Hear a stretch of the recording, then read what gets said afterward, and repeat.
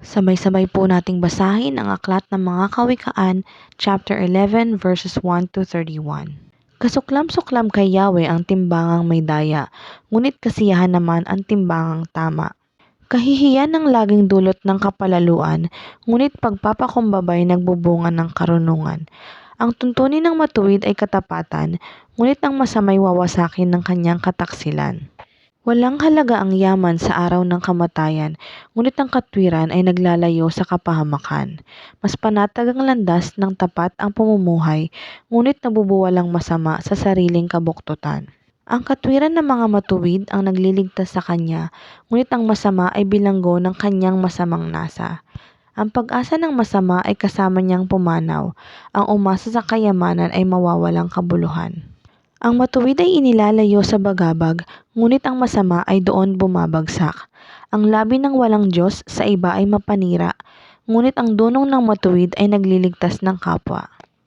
Kapag ang matuwid ay pinagpapala, ang bayan ay nagagalak, ngunit higit ang katuwaan kapag ang masamay napapahamak. Dahil sa salita ng matuwid ang bayan ay tumatatag, ngunit sa kasinungalingan ng masama ang lungsod ay nawawasak. Ang kapos sa kaalaman ay humahamak sa kapwa, ngunit laging tahimik ang taong may unawa. Walang maitatago sa bibig ng madaldal, ngunit ang tunay na kaibigan iyong mapagkakatiwalaan. Sa kakulangan ng tuntunin ang bansa ay bumabagsak, ngunit sa payo ng nakararami tagumpay ay tiyak. Ang nananagot para sa iba, sa gusot ay nasasadlak, ngunit ang ayaw gumarantiya ay malayo sa bagabag. Ang babaeng mahinhin ay nagaani ng karangalan, ngunit ang walang dangal tambakan ng kahihiyan. Lagi sa kahirapan ang taong tamad, ngunit masagana ang buhay ng isang masipag. Ang taong mabait ay nag-iimpok ng kabutihan, ngunit winawasak ng marahas ang sarili niyang buhay. Ano man ang anihin ng masama ay walang kabuluhan, ngunit ang gawang mabuti ay may pagpapalang taglay. Ang taong nasa matuwid ay makasusumpong ng buhay, ngunit ang landas ng masama ay patungo sa kamatayan. Ang kaisipang masama kay Yahweh ay kasuklam-suklam, ngunit ang lakad ng matuwid kay Yahweh ay kasiyahan. Ang taong masamay di makakaligtas sa kaparusahan, ngunit hindi maaano ang nabubuhay sa katuwiran.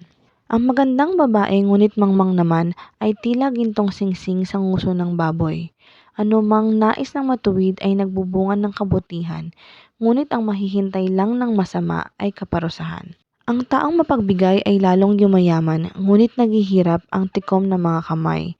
Ang taong matulungin sasagana ang pamumuhay, at ang marunong tumulong ay tiyak na tutulungan. Sinusumpa ng lahat ang nagkakait ng butil, ngunit pinupuri ang nagbibigay ng pagkain. Kung mabuti ang hangarin, ikaw ay igagalang, kapag humanap ng gulo, iyon ay masusumpungan.